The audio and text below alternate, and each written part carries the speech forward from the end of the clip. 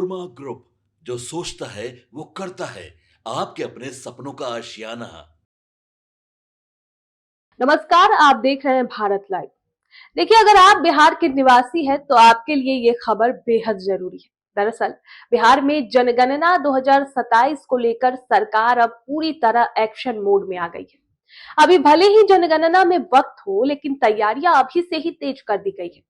पटना स्थित पुराने सचिवालय में राज्य स्तरीय जनगणना समन्वय समिति की दूसरी अहम बैठक हुई, जिसकी अध्यक्षता मुख्य सचिव प्रत्यय अमृत ने की।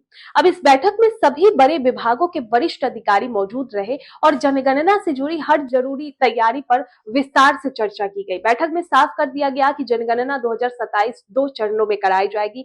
पहले चरण में मकानों की गिनती और सूचीकरण का काम होगा।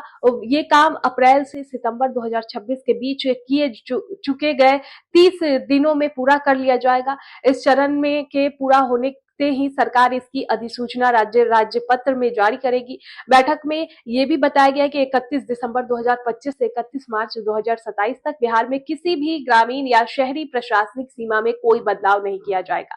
यानी न नया गांव जुड़ेगा, न वार्ड बदलेगा और न नया सीमा बदलेगी। फिलहाल बिहार में 534 ग्रामीण और 265 शहरी प्रशासनिक इकाइयां अधिसूचित है, जिसमें एक छावनी परिषद भी शामिल है। जनगणना का पूरा काम इन्हीं सीमाओं के आधार पर किया जाएगा। पहले चरण की जनगणना में लोगों से कुल 33 सवाल पूछे जाएंगे।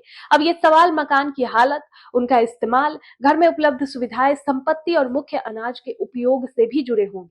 अब इन सवालों के केंद्र सरकार ने 23 जनवरी 2026 को पहले ही जारी कर दिया है। अब इस पूरे चरण की जिम्मेदारी राजस्व एवं भूमि सुधार विभाग को दी गई है।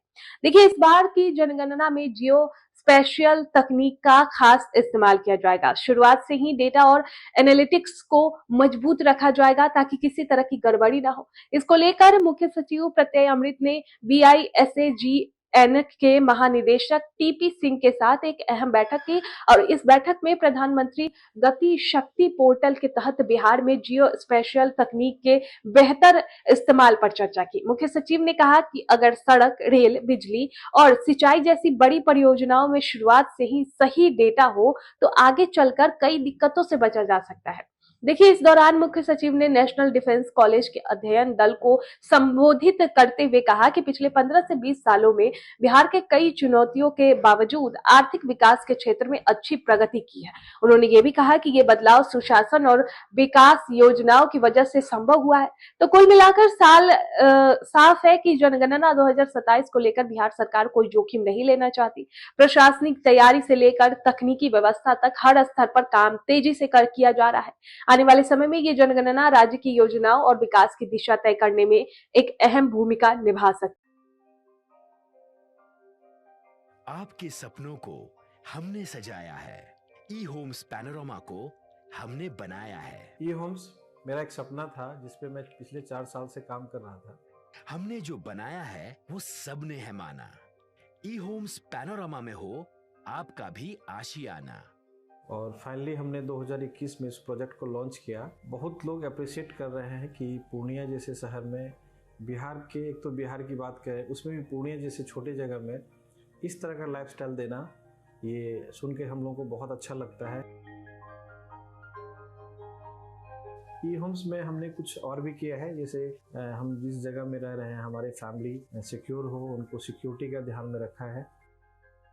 आपकी सुविधा और सुरक्षा आपके लिए खास है, ये आपका विश्वास है। इसमें आर्टिफिशियल इंटेलिजेंस का 7 लेयर सिक्योरिटी का हमने इस्तेमाल किया है। लस ग्रीन कैंपस को बनाया है। यदि हमारा बाउंड्री वाल है तो वो वर्टिकल गार्डन है। ये जितनी भी फैसिलिटी होता है एक इंटरनेशनल टाउनशिप में, ई होम्स है, ये हम लोग विश्वास नहीं कर पा रहे हैं। जो भी हमारे मित्र, दोस्त या जो भी हमारे बाहर के बाहर आते हैं तो हम लोगों को बहुत अच्छा सुनने को मिलता है और बहुत अच्छा क्रेडिट मिल रहा है। वो सारा हमने सिर्फ एक बिल्डिंग नहीं बनाया, हमें एक बहुत अच्छा लाइफस्टाइल दिया ई होम्स में, और मेरा एक सपना था जिसको मैं आज फुलफिल होते हुए देख रहा हूँ। ये आपका आवास है। ई होम्स पैनोरमा में अब आपका निवास है। E homes Panorama, luxurious lifestyle redefined. Panorama group, जो सोचता है वो करता है। अगर ये वीडियो पसंद आई और वह बिहार के राजनीति, और बिहारियत से सरोकार रखेनी तो सब्सक्राइब बटन दबा के चैनल के सब्सक्राइब कर ली। ओजे एगो घंटी बा, ओकरा बटन दबा देला से कुल सटीक और मारक खबर रुआ मुफ्त में मिल जाई। अगर रुआ पत्रकारिता के हमनी के नया प्रयोग में सहयोग कर चाहतानी तो ज्वाइन बटन दबा दी।